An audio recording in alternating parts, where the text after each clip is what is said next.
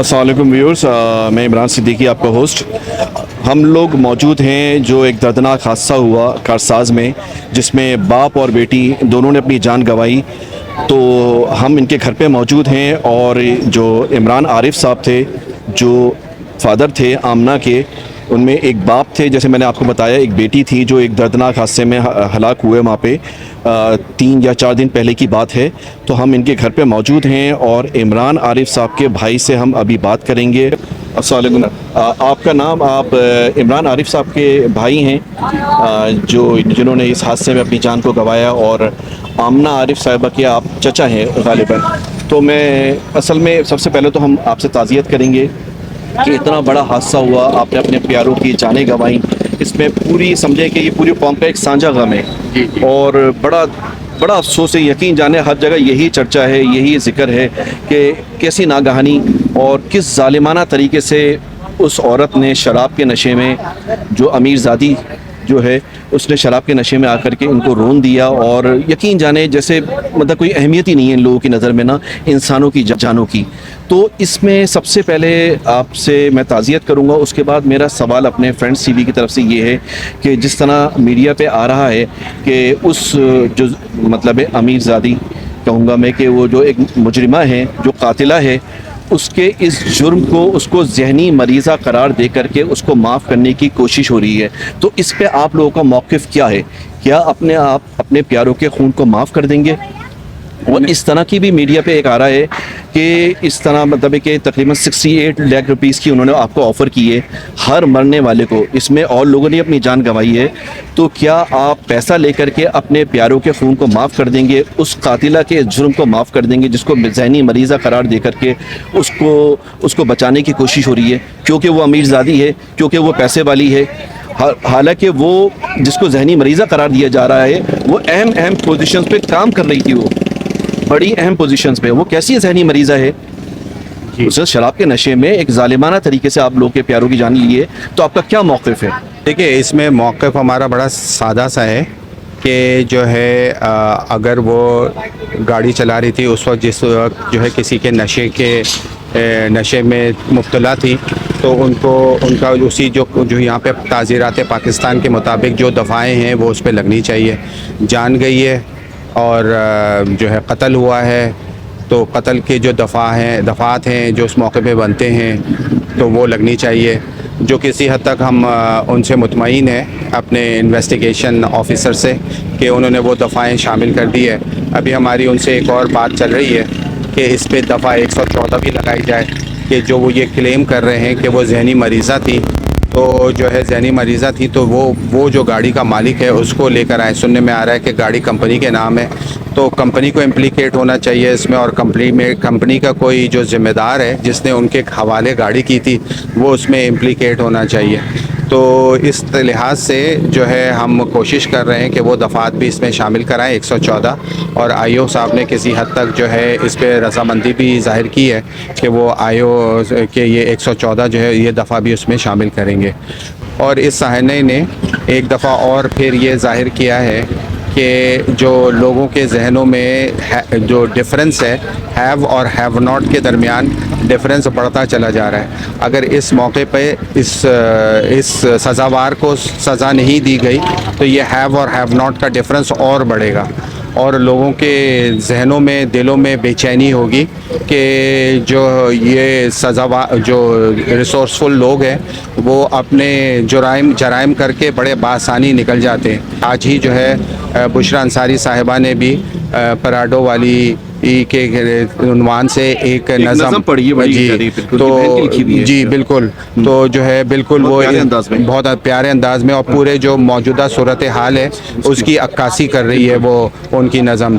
तो जो और इसी तरीके से और जितने भी जो लीडिंग जो थिंकर्स हैं और उनके ट्विटर पेज, उनके जो है फेसबुक के पेज को अगर आप देखें तो वो भी इस इंसिडेंट को कंडेम कर रहे हैं, और उनका भी यही कहना है कि जो है इस मौके पे कहीं ना कहीं कोई मिसाल कायम होनी चाहिए, कोई तारीख़ बननी चाहिए कि बस हो गया, बस कर दो अब बस, क्योंकि ये 67 लाख रुपए कितने दिन चलेंगे, और जहाँ कहीं भी पैसा आता है। नहीं, इतनी कीमती जानों की कीमत 67 लाख रुपए, आप देखें। जी कानून है, अल्लाह ताला ने بے شک اجازت دی ہے کہ ہم معاف کر سکتے ہیں کسی کو، لیکن جو ہے اللہ تعالیٰ اس بات پہ بھی ناراض نہیں ہوگا ہم سے کہ ہم معاف اگر نہ کریں، کیونکہ دیکھیں یہاں پہ نہ معاف کرنا زیادہ بڑا جو ہے عمل ہوگا، وہ اس وجہ سے کہ معاشرے میں فساد جو ہے بڑھتا چلا جا رہا ہے۔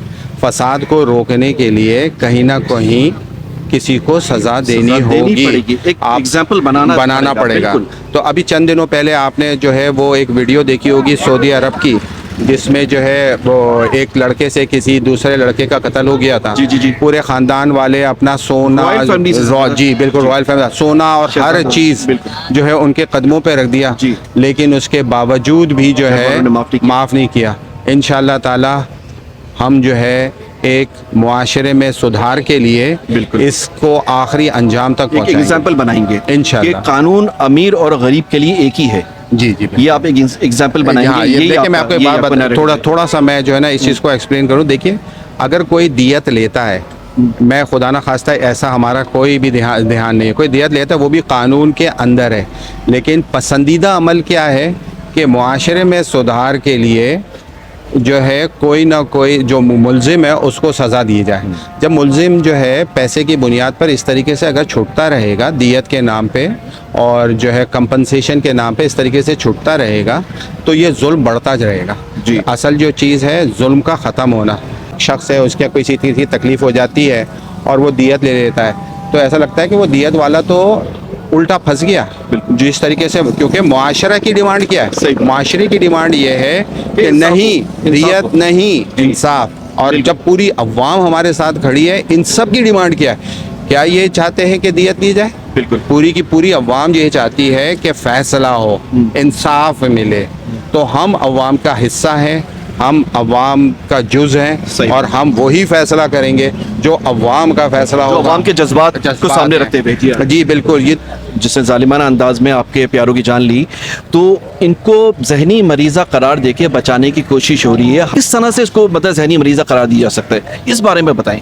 دیکھیے میں تو اس بارے میں کوئی بات کہہ نہیں سکتا، لیکن جو ہے یہ بات تو بالکل عیاں ہے کہ جو ہے جو اس کی حرکتیں تھیں، اب کون سا جو ہے ذہنی مریض ہوگا کہ دکان پہ رکے گا، سگریٹ بھی خریدے گا، پھر آگے چلے گا، پھر لوگوں کے ساتھ جو ہے انٹریکشن کرتے ہوئے جو ہے ابیوسو لینگویج استعمال کرے گا۔ جب گاڑی میں سے اس کو نکالا گیا، جو عینی شاہد ہے وہ یہ بتا رہے تھے، میں خود اس کی جگہ پہ کل گیا تھا تو عینی شاہد جو وہ بتا رہے تھے کہ جو گاڑی سے نکلی تو اس کا جو بیہیویئر تھا اتنا جو تکبرانہ تھا، غرور کے ساتھ بھرا ہوا تھا، جس پہ جو ہے وہ یہ فرما رہی تھی کہ جو ہے جس کو مرنا تھا مر گیا، میں کیا کروں اب جو ہے، اور اس طریقے سے جو ہے۔ لیکن بہرحال اب اسی جگہ پر ایک ایسا بھی نوجوان تھا جس نے جو ہے پولیس والوں کو اور رینجرز والوں کو روک دیا تھا کہ گاڑی میں نہیں بیٹھانے دوں گا اس وقت تک جب تک جو ہے لاشوں کو تم جو ہے وہاں سے نہیں اٹھاؤ گے۔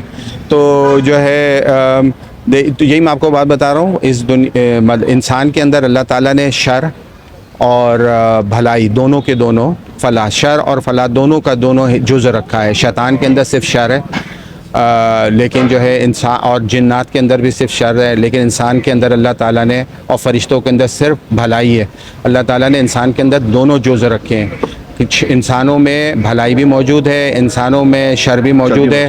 اور آپ کے سامنے وہ دو اگزامپل ہیں، نتاشا وہ شر ہے جو شیطان کی نمائندگی کر رہی ہے، اور وہ لڑکا جو ہے وہاں پہ، وہ تمام لوگ جو وہاں پہ جنہوں نے اس کو روکا ہے، اور اس کے بعد خاص طور پہ وہ نوجوان جو پولیس کی وین پہ کھڑا ہو گیا کہ میں جب تک جو ہے تم ان کی ڈیڈ باڈی نہیں اٹھاؤ گے، وہ بھلائی جو اس کے اندر ہے، تو اس کے اندر غالب بھلائی ہے، اس کے اندر غالب شر ہے۔ جی دیکھیے حکومت جو ہے، حکومت تو اپنا تعاون جو ہے پیش کر رہی ہے۔ مسئلہ سارا یہ ہے کہ کیا یہ ریاستی ادارے جو یہاں پہ موجود ہیں، پولیس کا، پھر یہ جو ہے کورٹ کا، قانون کا جو ادارے ہیں، قانونی ادارے ہیں، کیا یہ ہمیں جو ہے انصاف دلائیں گے؟ یہ ان کا امتحان ہے۔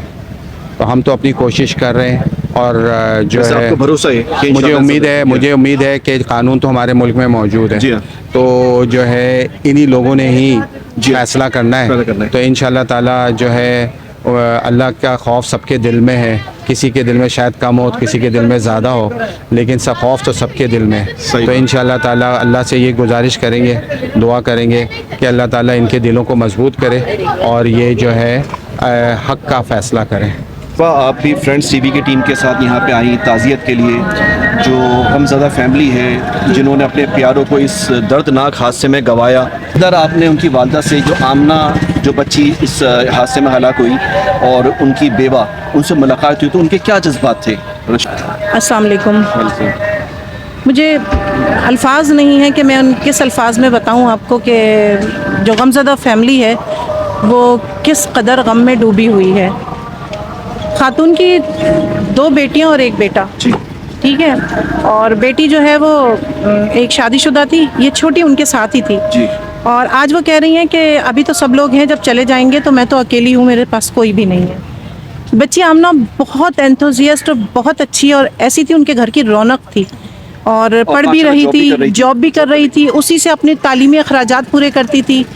یعنی فیملی جو ہے وہ ایک یعنی ایسی اسٹرگل کرنے والی فیملی ہے کہ جس میں والد بڑی مشکل سے بچوں کو اپنے پڑھا رہے تھے اور ان کو کوشش میں تھے. مگر اس شکیل قلب عورت نے، میں تو اسے عورت نہیں کہوں گی، یہ عورت کہنے کے قابل نہیں ہے. شاہ رخ جتوئی کا کیس بھی ہے یہاں. جعفر ایک تھے جنہوں نے قتل کیا تھا، مارا تھا اس لڑکی کو، وہ کیس بھی ہے. تو آپ کہ کہاں انصاف لینے جائیں گے؟ میں کس کے ہاتھ پہ اپنا لہو تلاش کروں کہ اہل شہر نے پہنے ہوئے ہیں دستانے. ابھی ان کی طبیعت خراب ہے، مجھے تو ان سے تعزیت کے لیے الفاظ نہیں تھے، پھر بھی وہ میرے گلے لگ کے روئی ہیں اور مجھے، اور وہ کانپ رہی ہیں پورے جسم سے. آپ سوچیں صرف کسی کے ہنستے بستے بیٹی، چھوٹی بیٹی شوہر کیا بات کر رہے ہیں آپ، اس کے سر کا تاج ہے نا. صحیح تو وہ کہتی ہے میں تو اجڑ گئی، گود بھی اجڑی اور سر کا تاج بھی چلا گیا. بحیثیت عورت مجھے اتنا دکھ ہے، میرے پاس الفاظ نہیں ہیں. اس شقی القلب عورت جس نے یہ حرکت کی ہے، میں اس کی شدید طریقے سے مذمت کرتی ہوں اور اس کو قرار واقعی سزا دینے کی حکومت وقت اور سپریم کورٹ سے اپیل کرتی ہوں کہ اس کو قرار واقعی عبرتناک سزا دی جائے تاکہ لوگوں کے لیے مثال بنے لوگ. عمران عارف جو اس حادثے میں جنہوں نے جان گنوائی، ان کے بھائی سے ہماری گفتگو ہوئی تو وہ سوشل میڈیا والوں سے اور پوری قوم سے جو لوگ یہاں پہ آ رہے ہیں ان سے یہی ریکویسٹ کی ہے انہوں نے کہ خدا را اس کیس کو زندہ رکھنے میں آپ کو ہمارا ساتھ دینا ہے. یہ نہ ہو کہ کچھ دن تو ابھی معاملہ تازہ ہے بالکل، تو لوگ آ رہے ہیں ہم سے پوچھ رہے ہیں، ہمارے غم میں شریک ہیں، آنا جانا لگا ہوا ہے، پھر سب کچھ بھول جاتے ہیں لوگ، پھر کوئی نیا واقعہ ہوتا ہے، پھر کوئی نیا حادثہ ہوتا ہے. تو اس کیس کو زندہ رکھنے کی ضرورت ہے جب تک اس مجرمہ کو اور اس کے انجام تک نہ پہنچائیں. تھینک یو، بہت شکریہ.